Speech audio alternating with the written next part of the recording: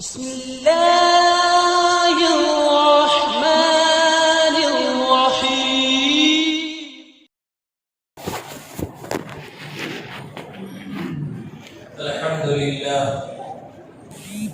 الحمد لله الذي وحده والصلاة والسلام على من لا نبي بعده.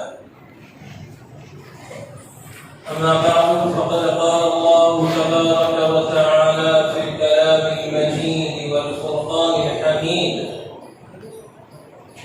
فأعوذ بالله من الشيطان الرجيم. بسم الله الرحمن الرحيم.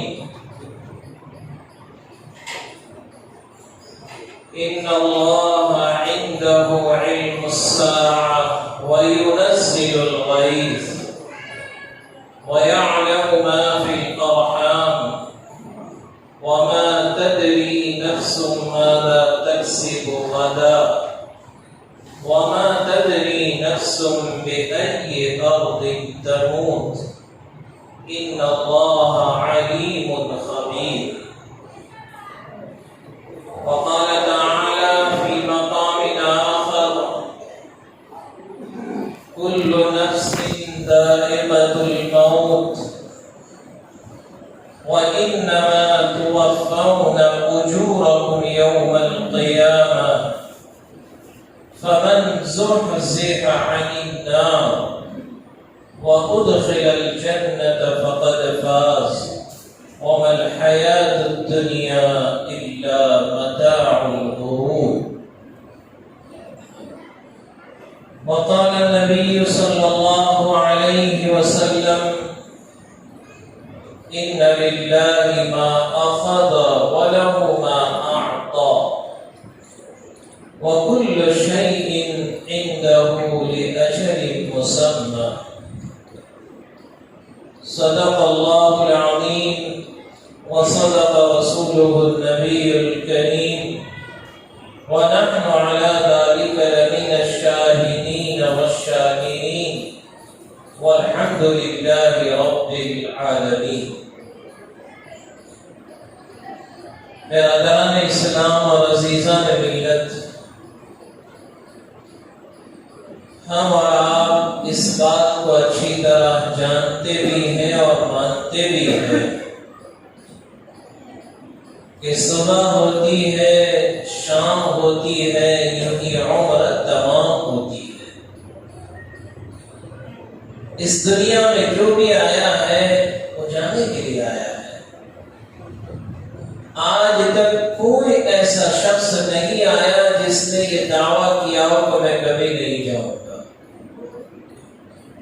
بڑے سے بڑے بادشاہ آئے، لیکن جب ان کا بھی وقت آیا تو موت نے انہیں بھی نہیں چھوڑا ہے۔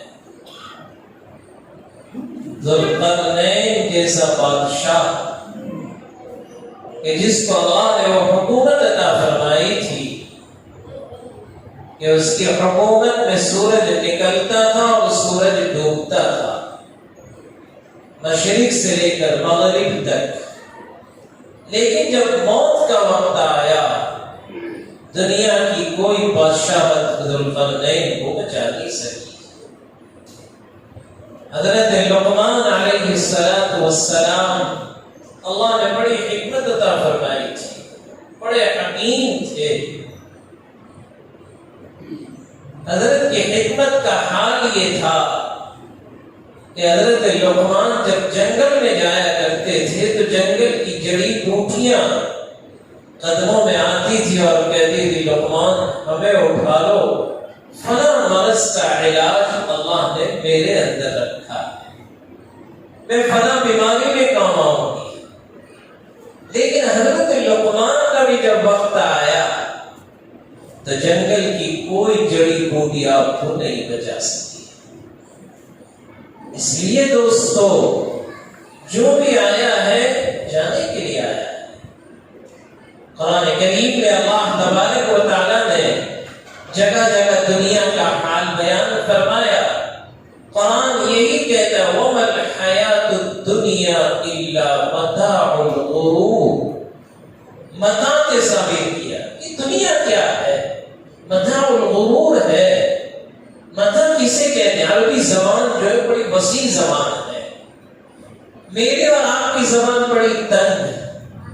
ہماری گجراتی زبان تو اتنی تنگ ہے کہ ہمارے پاس اتنا ذخیرہ ہی نہیں ہے الفاظ کا. بہت تنگ زبان. اللہ رب العزت نے عربی زبان کو بڑا وسیع بنایا ہے. اسی لیے تو اللہ کے نبی صلی اللہ علیہ وسلم نے ارشاد فرمایا احب العرب، عربوں سے محبت کرو. بھئی کیوں محبت کریں؟ یعنی عربی ہے، عربی ہوں. اللہ کے نبی عربی ہیں. وَلِسَانُ الْقُرْآنِ عربی، قرآن کی زبان عربی زبان ہے. اور پھر اللہ کے نبی نے یوں فرمایا وَلِسَانُ أَهْلِ الْجَنَّةِ عربی، جنتی کی زبان بھی کیا ہوگی؟ عربی ہوگی. ہم گجراتی نہیں بولیں گے، بلکہ جیسے روح قبض ہوگی اور قبر میں لٹائے جائیں گے، وہاں گجراتی میں سوال جواب نہیں ہوں گے، عربی میں سوال پوچھے جائیں. ہماری زبان بڑی تنگ زبان ہے. ہماری زبان میں کوئی ذخیرہ ہی نہیں، لیکن اللہ نے عربی زبان کو بڑا وسیع بنایا ہے. خیر یہ بات کہیں اور چلی جائے کہ میں یہیں پر اس کو کہ وَمَا الْحَيَاةُ الدُّنْيَا إِلَّا مَتَاعُ الْغُرُورِ، متاع سے تعبیر کیا. متاع کسے کہتے ہیں؟ ایک بہت بڑے ادیب گزرے ہیں علامہ اسماعیل رحمۃ اللہ علیہ. علامہ اسماعیل رحمۃ اللہ علیہ فرمانے لگے کہ مجھے قرآن کریم کے 3 لفظ کے معانی کی تلاش تھی کہ میں کہیں ڈھونڈوں. بڑی بڑی ڈکشنریاں میں نے چھان ڈالی لیکن مجھے اس کا صحیح مفہوم نہیں ملا. اسی لیے حضرت فرماتے ہیں کہ میں نے سفر شروع کیا اور چلتے چلتے میں ایک دیہات کے اندر پہنچا. آج بھی آپ شہر میں جائیں گے تو فصیح عربی آپ کو سننے کو نہیں ملے گی. اگر آپ کو فصیح عربی سننا ہو تو دیہات میں جانا پڑے گا. مکے میں آپ جاؤ اور اگر آپ کہو ماؤن تو کوئی آپ کو پانی نہیں دے گا، مویا کہنا پڑے گا. مویا کہنا پڑے گا. لہذا آج بھی وہاں پر زبان بدل چکی کیونکہ عوام کہاں سے لوگ آتے ہیں، لیکن دیہات کے رہنے والے آج بھی اصل عربی بولتے ہیں. ہم جب طالب علم تھے تو ایک رمضان المبارک ہم نے وہاں گزارا مکہ المکرمہ میں. تو میں اور ہمارے بھائی مرحوم حضرت مولانا سعید صاحب اللہ ان کو غریب رحمت فرمائے، حضرت مولانا مستانوی صاحب کے بڑے صاحبزادے ہیں، ہم دونوں کو وہاں پر مکے بھیجا تھا. تو رمضان المبارک میں ہم کو وہاں پر جو قرآن کریم کے حلقے لگتے ہیں پورے حرم کے اندر اور اساتذہ وہاں پر پڑھاتے تو ہمیں بھی ایک حلقے کے اندر ہمارا داخلہ دلوا دیا. ہم بھی پڑھتے تھے، پورا مہینہ وہاں قرآن پڑھا ان کے پاس. تو جمعرات کے دن ایک بڑھے بھی آتے تھے عربی اور وہ ان کے پاس آ کر بیٹھتے تھے. تو ہم نے ایک مرتبہ ان سے پوچھا کہ میں نے کہا کہ یہ کون ہے؟ تو انہوں نے کہا کہ یہ عرب ہیں اور مکہ المکرمہ میں ان کی بہت سی پراپرٹیاں ہیں لیکن وہ مکے میں نہیں رہتے ہیں، وہ دیہات میں آج بھی رہتے ہیں. جمعہ یہاں آنے کو پڑھتے ہیں، ہر جمعہ ان کا یہاں ہوتا ہے. جمعہ کی رات گزاریں گے، جمعہ پڑھیں گے، پھر دوبارہ اپنے دیہات میں چلے گئے. اصل عرب. تو کہنے لگے میں دیہات میں پہنچا اور وہاں پر جب میں پہنچا تو رات ہو گئی. تو بڑھیا نے کہا کہ آپ اجنبی ہیں، میرے مہمان بن جائیں. عربوں کی مہمان نوازی آج بھی مشہور ہے، وہ تو ہم بخیل بن گئے، وہ تو آج بھی بڑے مہمان نواز. لہذا میں ان کا مہمان بن گیا. اب فجر کے بعد میں باہر بیٹھا ہوا تھا تو کہنے لگے علامہ اسماعیل رحمۃ اللہ علیہ کہ آج بھی دیہات کے اندر عورتیں رات کے برتن صبح صاف کرتی ہیں، لہذا گھر کے باہر وہ برتن نکالے گی، پھر دھوئے گی، پھر اس کے بعد برتن واپس گھر میں لے جائے گی. تو بڑھیا نے اپنے برتن باہر نکالے اور ساتھ میں وہ برتن کو اٹھا کر لا رہی تھی. تو وہ کپڑا جو ہوتا ہے جس کو ہم کیتڑا کہتے ہیں، صافی کالا کلوٹا ہوتا ہے، وہ کپڑا ساتھ میں لے کر وہ کپڑا پھول گئے. اتنے میں ایک کتا آیا اور اس نے اس کپڑے کو اٹھا کر چلا گیا. وہ چھوٹا سا بچہ وہاں پر بیٹھا ہوا تھا. وہ جب ماں باہر آئی تو اس نے کہا یا امی جاء الرقیب، اخذ المتاع وتبارك الجبل. جاء الرقیم اخذ المتاع وتبارك الجبل. حضرت تو اتنے خوش ہو گئے کہ میرا مقصد حل ہو گیا، میرا مقصد حل ہو گیا. کہا اس بچے نے پوری بات سمجھا دی. جاء الرقیم، رقیم کہتا ہے کتے کو کہ کتا آیا امی. اخذ المتاع، وہ چیتڑے کو اس نے کیا کہا؟ متاع کہا. اس نے وہ چیتڑا لیا اور پہاڑ پر چڑھ گیا. بات سمجھ میں آ گئی کہ قرآن دنیا کو متاع اس لیے کہہ رہا ہے کہ دنیا جس پر تم اپنی رات ٹپکا رہے ہو، خدا کی قسم اس کی مثال تو چیتڑے کی طرح ہے. وہ کسافی کپڑا ہے، اگر کوئی چوری کر لے جاوے تو کوئی FIR درج کروانے نہیں جاتا ہے کہ میرا کپڑا چوری ہو گیا. اس کی حیثیت کیا ہے؟ دنیا کی حالت یہ ہے تو دوستو، الدنیا جیفا وطالبها الکرام. لہذا دنیا کی زندگی نے کسی کے ساتھ وفاداری نہیں کی. یہ دنیا کی زندگی بڑی بے وفا ہے. بڑے بڑے لوگ آئے، کبھی اس نے وفاداری نہیں کی، ہمیشہ بے وفائی کی ہے. لہذا دوستو، میں اور آپ بھی یہاں پر آئے ہیں ہمیشہ رہنے کے لیے نہیں آئے. مجھے اور آپ کو تو آگے سفر کرنا ہے، ہمیں تو ابھی آگے سفر کرنا ہے. قبر پہلی منزل ہے، اس کے بعد حشر ہے، اس کے بعد صراط ہے، اور پھر اپنی منزل آئے گی جنت میں ہم پہنچیں گے. لہذا اپنی زندگی وہ بنائیں، وہ زندگی بنا کر لے جائیں کہ رب سے جب ملاقات ہو تو فرشتے ہمارا انتظار کر رہے ہیں. حضرت سعد بن معاذ رضی اللہ تعالی عنہ، جلیل القدر صحابی، اللہ کے نبی صلی اللہ علیہ وسلم مسجد نبوی میں تشریف فرما ہے اور حضرت سعد رضی اللہ تعالیٰ عنہ کا انتقال ہو گیا. اللہ کے نبی کو خبر پہنچی، آقا صحابہ کے ساتھ بیٹھے ہوئے تھے. اللہ کے نبی نے فرمایا جلدی چلو، جلدی چلو سعد کے گھر. لہذا حضرت سعد بن معاذ رضی اللہ تعالیٰ عنہ کے گھر میں جب پہنچے تو ان کا جنازہ ایک کمرے میں رکھا ہوا تھا. اللہ کے نبی صلی اللہ علیہ وسلم جب اس کمرے میں داخل ہوئے تو آپ اس طرح اپنے پنجوں پر چل رہے ہیں، اس طرح جیسے بہت بھیڑ ہو تو چل رہے. صحابہ تعجب کرنے لگے کہ کمرہ خالی اور اللہ کے نبی اس طرح چل رہے ہیں. آپ جب ان کے سرانے پر جا کر بیٹھے تو اس طرح اپنے بدن کو سمیٹ کر بیٹھے جیسے بہت بھیڑ بھڑکا ہو. اور پھر اللہ کے نبی صلی اللہ علیہ وسلم نے کپڑا ہٹایا اور حضرت سعد رضی اللہ تعالیٰ عنہ کے بالوں کو ہاتھ میں لے کر آپ دیکھنے لگے تو حضرت سعد کے بال سے پانی ٹپک رہا ہے. حضرت نے فرمایا ہم نے آنے میں تاخیر کر دی، میرے سعد کو فرشتوں نے غسل دے دیا. اس نے غسل دیا، فرشتوں نے غسل دیا. اللہ کے نبی صلی اللہ علیہ وسلم نے پوچھا یا رسول اللہ صلی اللہ علیہ وسلم، آپ جب کمرے میں داخل ہوئے تو اس طرح چل رہے ہیں، تو میں تمہیں کیا بتاؤں، پورا کمرہ فرشتوں سے بھرا ہوا تھا، پورا کمرہ فرشتوں سے بھرا ہوا تھا. جب میں سرانے پہنچا اتنے فرشتے تھے کہ مجھے بڑے مشکل سے جگہ ملی بیٹھنے کی.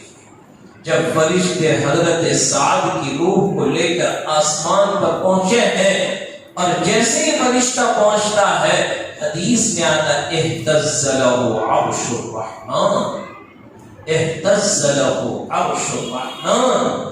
کیسی زندگی انہوں نے بنائی ہوگی. اسی لیے فرمایا دوستو اپنی زندگی من مانی نہ بناؤ، رب چاہی زندگی بناؤ. ان الذين قالوا ربنا الله ثم استقاموا تتنزل عليهم الملائكة ألا تخافوا ولا تحزنوا وأبشروا بالجنة التي كنتم توعدون. رب چاہیے زندگی بنا کر لے جائیں، ہم یہاں آرام کرنے کے لیے نہیں آئے. میرے نبی نے کہا دنیا سجن المؤمن و جنت الکافر. دنیا مومن کے لیے قید خانہ ہے اور غیر ایمان والے کے لیے جنت ہے. ہم تو قید خانے میں ہیں اور میں اور آپ جانتے ہیں قید خانے میں قیدی آزاد نہیں ہوتا ہے، چاہے بڑے سے بڑا مالدار کیوں نہ ہو، لیکن جب قید خانے میں اسے ڈال دیا جائے گا وہ کھانے میں آزاد نہیں، پینے میں آزاد نہیں، آرام کرنے میں آزاد نہیں. ہر چیز میں وہ قید خانے کے قوانین کا اس کو پابند رہنا پڑے گا.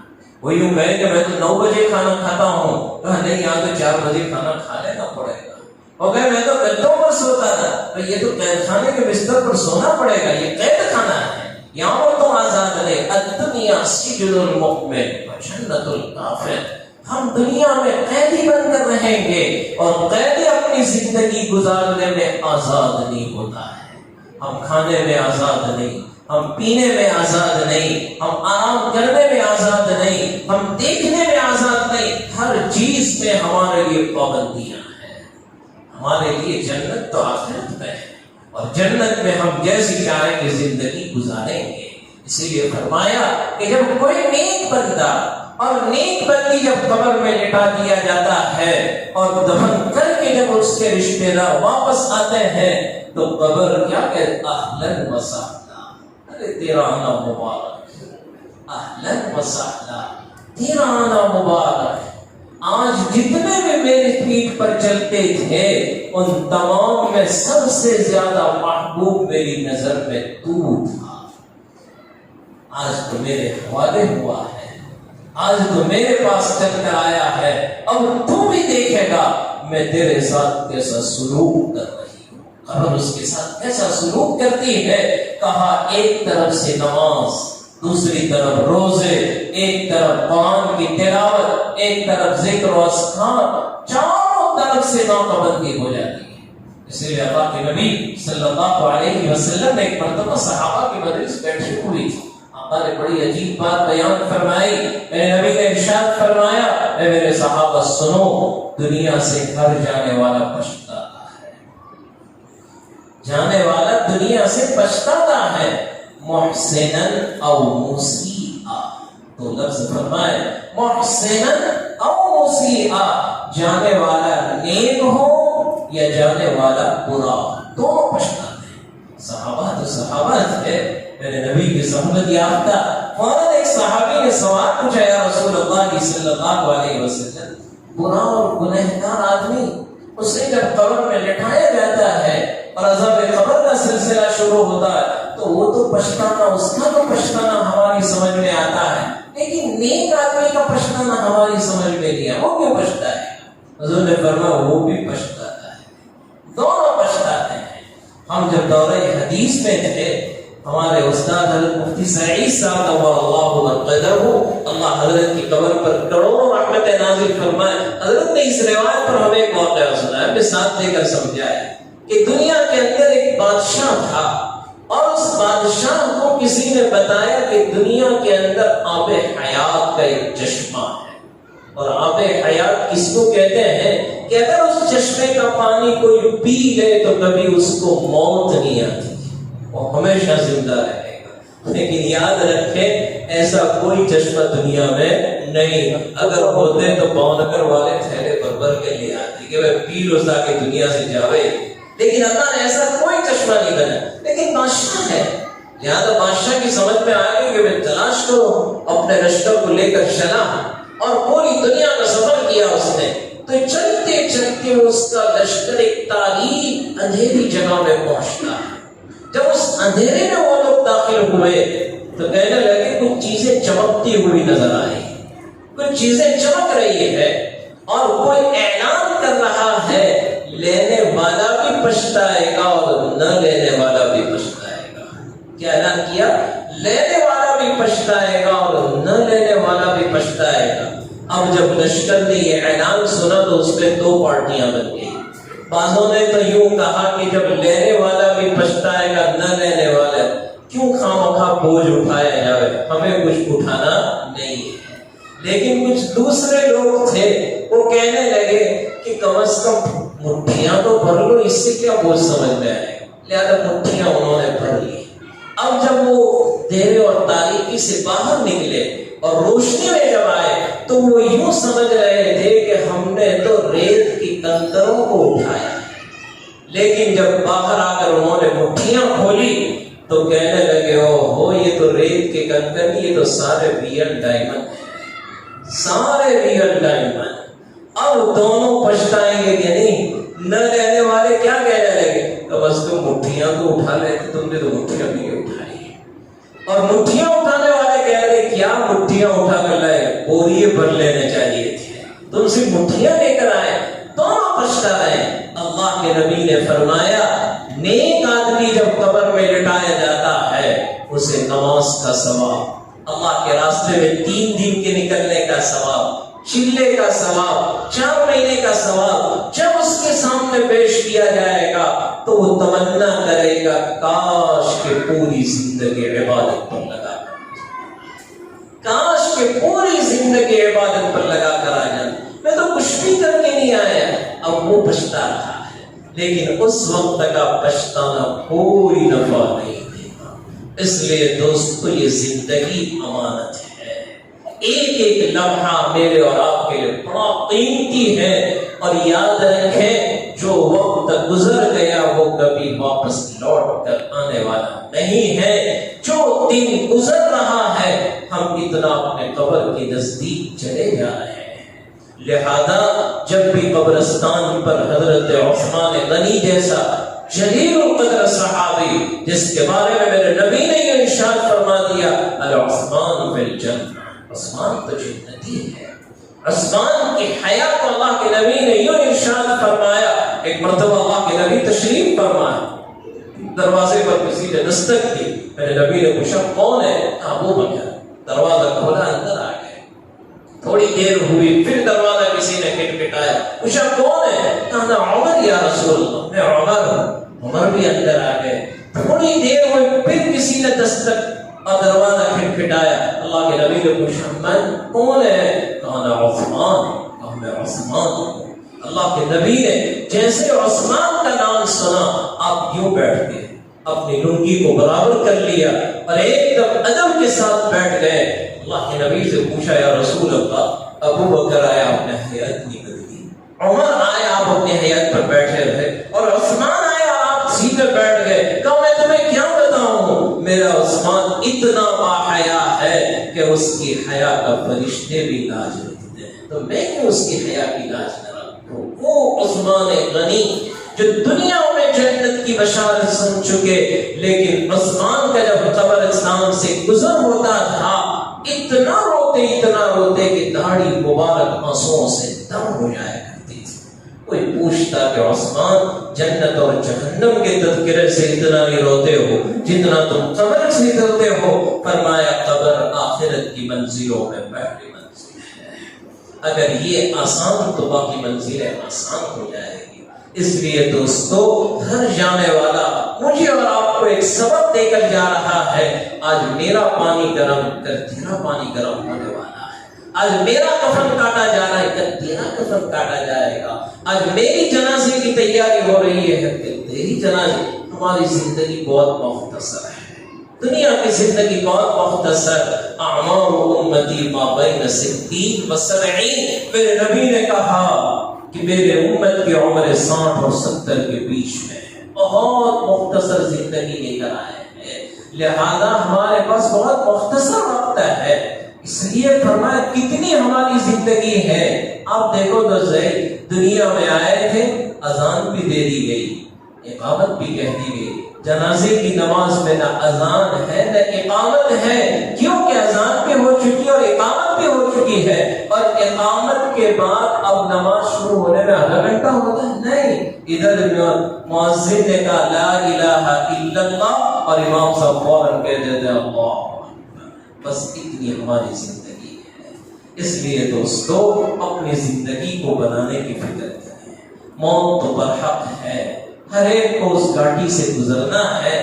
دعا فرمائے اللہ رب العزت مرحومہ کی بار بار مغفرت فرمائے، اللہ اسے کروڑ کروڑ جنت نصیب فرمائے، اللہ ان کے درجات کو بلند فرمائے، نیکیوں کو قبول فرمائے، اور اللہ ان کے پسماندگان کو صبر جمیل عطا فرمائے۔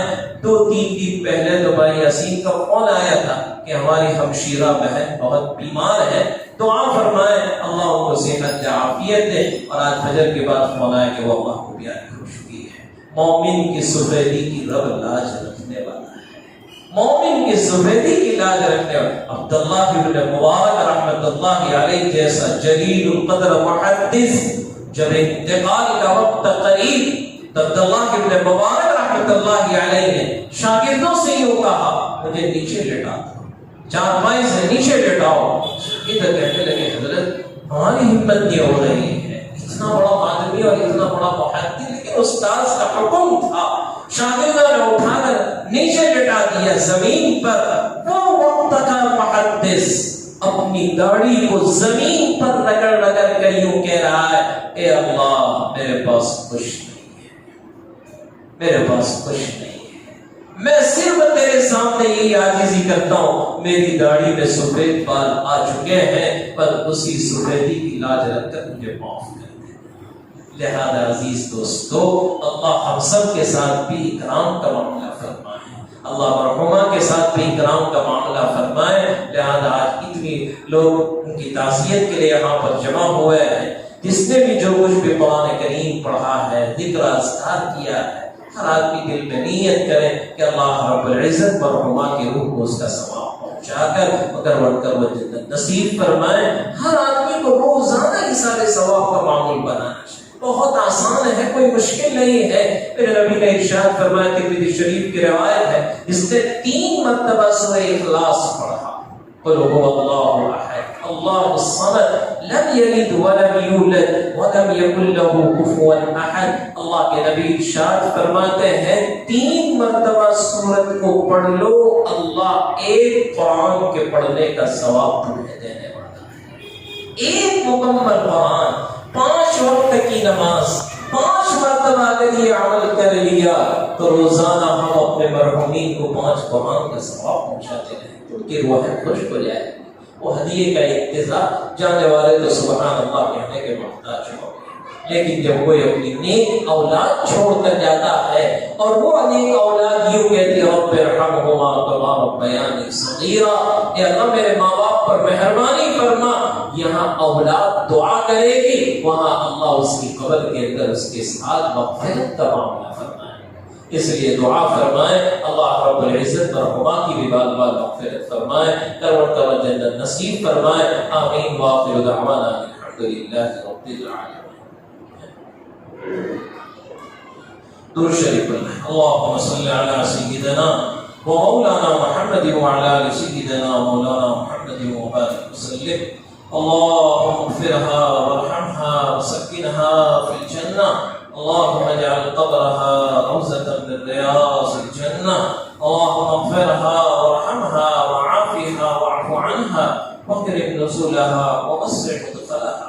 اللهم باعد بينها وبين خطاياها كما باعدت بين المشرق والمغرب. اللهم اغسل خطاياها بماء الثلج والبرد. اللهم ثبتنا على الإيمان وامتنا على الإيمان واحينا على الإيمان واحشرنا يوم القيامة مع المتقين مع الإيمان. یا اللہ ہمارے گناہوں کو معاف فرما، سیئات و حسنات سے مبدل فرما، ہمارے صالحات کی توفیق عطا فرما، بدعمالی سے پوری حفاظت فرما. اے رب کریم حاضرین مجلس کی مغفرت فرما.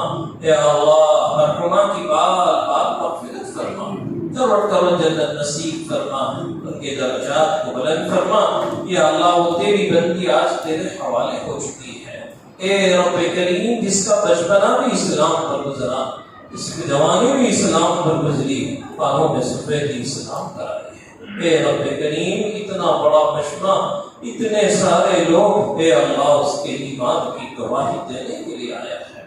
یا اللہ تو اس مجمع کی آمین کی برکت سے مرحومہ کی بال مغفرت فرما، ان کی نیکیوں کو قبول فرما، سیئات کو درگزر فرما. یا اللہ ان کے بھائیوں کو، بہنوں کو، ان کے بیٹے بیٹیوں کو، سارے خاندان والوں کو صبر جمیل عطا فرما. آج کی اس مجلس میں جو پڑھا گیا اپنی بارگاہ میں قبول فرما کر مرحومہ کی روح کو اس کا ثواب پہنچا کر اس کے درجات کو بلند فرما. ہماری دعاؤں کو تو اپنے فضل سے، اپنے کرم سے اپنی بارگاہ میں قبول فرما. وصلی اللہ تعالی علی خیر خلق سیدنا محمد وعلی آلہ وصحبہ اجمعین.